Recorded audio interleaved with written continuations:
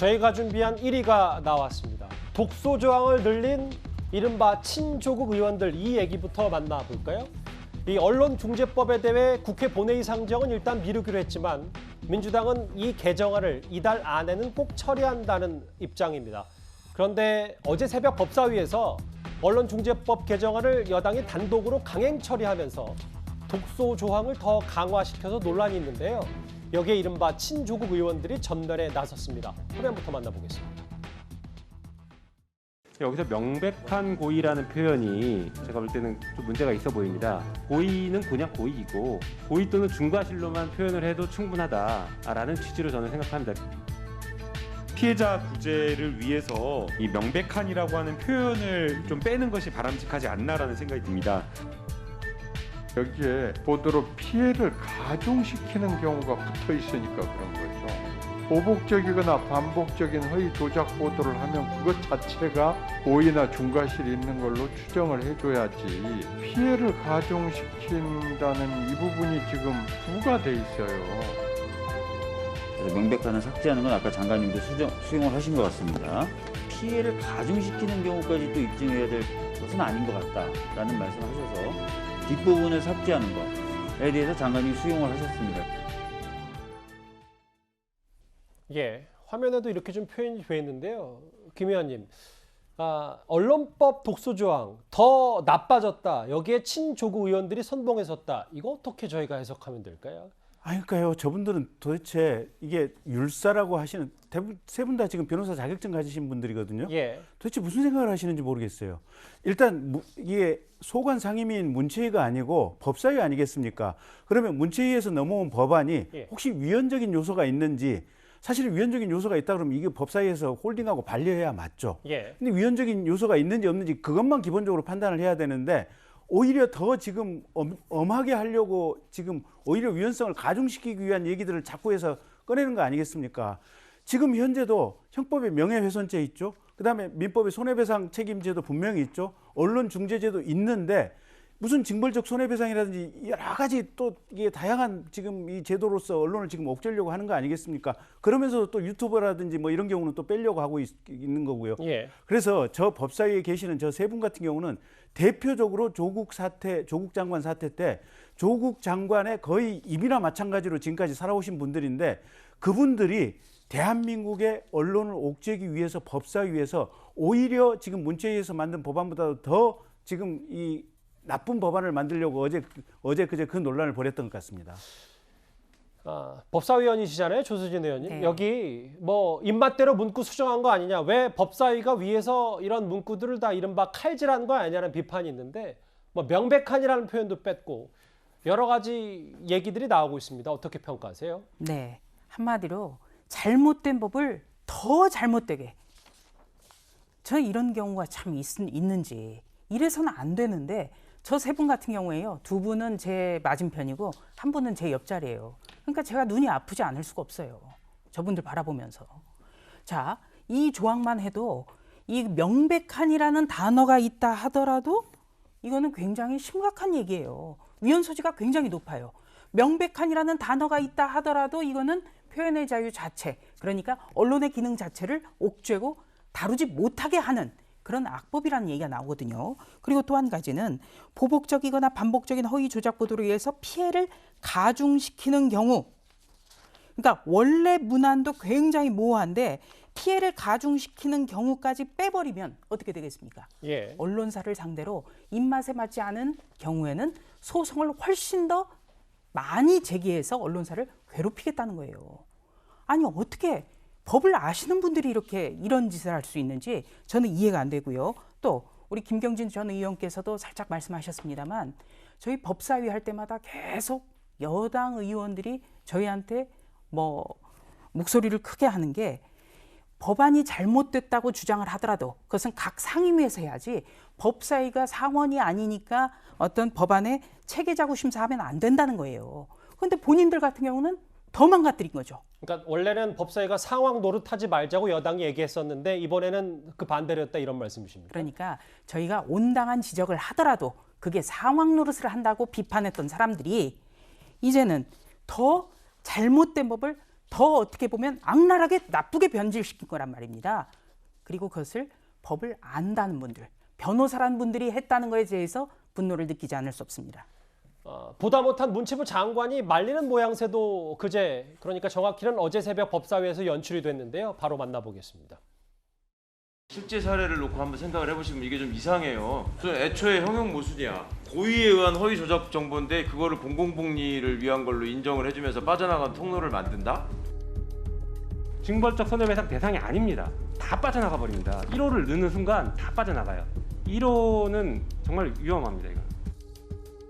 여야 간에 이게 논쟁을 하고 그다음에 시민단체라든가 언론계의 의견을 계속 수렴하고 이런 과정들을 지켜봐서 우려스러워서 이제 드리는 말씀이고요. 실제로 공공에 대한 부분을 1호가 됐든 3호가 됐든 한 군데는 남겨둬야 그 문체위에서 법안을 보완한 취지를 살릴 수 있지 않을까. 예, 화면에 잘 나타냈는데 김용민, 김남국, 최강호 의원이 예외 구정을 축소 시도하자 문체부 장관이 만류했다. 이 부분 뭐 정부 당국과 그 집권 여당에 대해서 사전 조율이 안 된 건지, 왜 이렇게 먼저 선방에 선 건지, 이 부분을 두고도 언론법 뭐 문구 수정 말들이 좀 있는 것 같더라고요. 법사위가 왜 법을 만듭니까? 상임위에서 올라온 법을 갖고서 법사위가 그걸 자꾸 수정, 법체계 구성을 다시 하는 이런 그 권한을 누가 부여했는지, 헌법에도 없는 권한을 지금 법사위가, 지금 법사위원도 옆에 계시지만 왜 이 권한을 이 법사위가 행사하고 있는지, 그래서 법이 완전히 달라지는 법이 나오고 있잖아요. 그리고 야당 의원들은 지금 아무도 여기 없어요.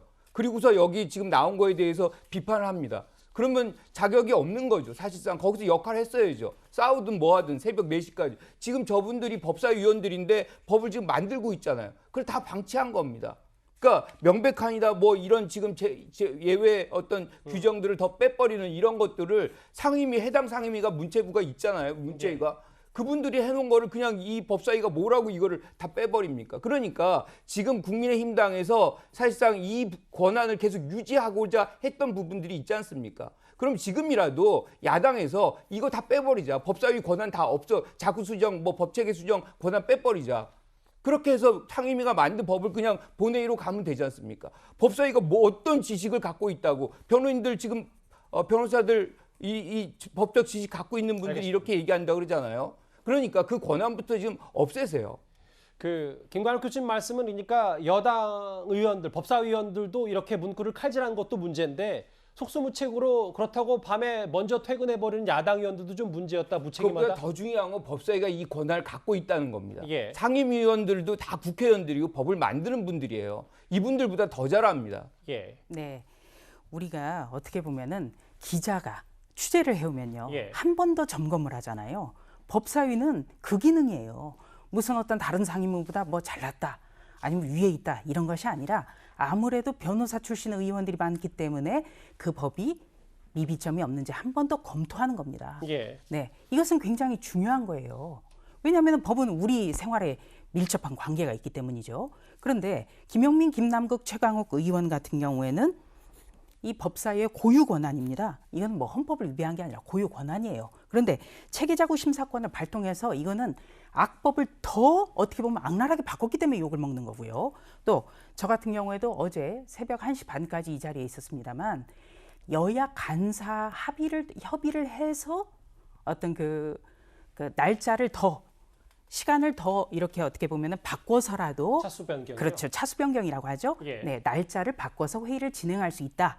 이거는 양당 간의 협의를 해야 돼요. 그런데 협의 없이 날짜를 바꿔서 이 법을 처리하겠다고 하니까 저희는 거기에 대해서 항의하고 유감 표명을 하고 나온 겁니다. 예. 저희가 일찍 귀가한 게 아니에요. 그것만 말씀드리겠습니다. 이 3명 그동안 이 김용민, 김남국 의원, 최강욱 의원을 포함해서는 조국 전 장관을 꽤 옹호하는 듯한 발언을 해왔기 때문에 야당에서는 이 언론중재법 개정에 다른 의도가 있는 거 아니냐라고 비판하고 있습니다. 장 씨 가족과 조국 가족은 모두 같은 검찰 권력 남용의 피해자들입니다. 검찰은 저열하게도 가족을 인질로 삼아 장 씨에게 허위 진술을 강요했고 조국 전 장관에게는 검찰 개혁을 멈출 것을 강요한 것입니다. 이거 보이시나요, 여러분들? 조국 교수님 이렇게 한 건데요. 이거 제가 머리맡에 계속 두고 있었어요. 이거 제 머리맡에 그 선물해 주셔가지고 교수님 기도하면서 맨날 잔다고 교수님께 말씀드렸거든요. 예, 뭐 일단 법사위에서는 처리가 됐고 이제 본회의만 남았는데 크게 걸림돌, 여당 입장에선 장애물은 없어 보입니다. 일단 이 언론중재법대에서 침묵을 지키고 있는 게 바로 문재인 대통령인데요. 문 대통령은 과거 야당 대표 시절에는 언론 자유를 강조했었습니다. 화면을 만나보겠습니다. 언론 자유야말로 민주주의의 척도입니다. 언론 자유의 수준이 그 나라 민주주의의 수준을 말해줍니다. 언론 자유는 민주주의의 기둥이다. 누구도 흔들 수 없다. 대통령께서 이렇게 말씀하셨는데 더불어민주당을 비롯한 여권에서는 언론 재갈법 개정안을 밀어붙인 상황입니다. 어떻게 생각하세요? 상충되죠? 국회에서 입법 정책적으로 결정할 문제라고 생각합니다. 저도 24년 동안 기자 생활을 했습니다만 가짜 뉴스 안 써야죠. 여권에서 이야기하는 가짜 뉴스를 어떻게 식별하느냐를 가지고 굉장히 논란이 큽니다. 왜? 분리하면 가짜 뉴스라고 우겨요. 전 정부가 정윤회 문건 보도에 대해서 법적 대응을 하고 나서자 당시 문 대표가 뭐라고까지 했냐면 표현의 자유는 정말 중요하다. 이렇게 이야기를 했습니다. 여기에 대해서는 어떻게 생각하세요? 상황이 다른데 그것을 일반론적으로 맞냐 틀리냐라고 상황이 다르죠. 물어보시면 아주 좋은 말씀하셨어요. 제가 뭐라고 왜? 답을 하겠습니까? 여당일 때와 야당일 때 상황이 달라요.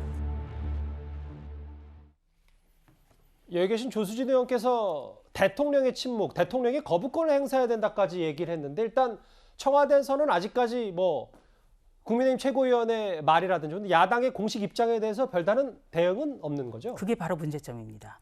문재인 대통령 인권 변호사예요. 그리고 또 법률가 출신입니다. 그리고 정계 입문 후에 언론의 자유에 대해서 지금까지 정말 많이 얘기를 했습니다.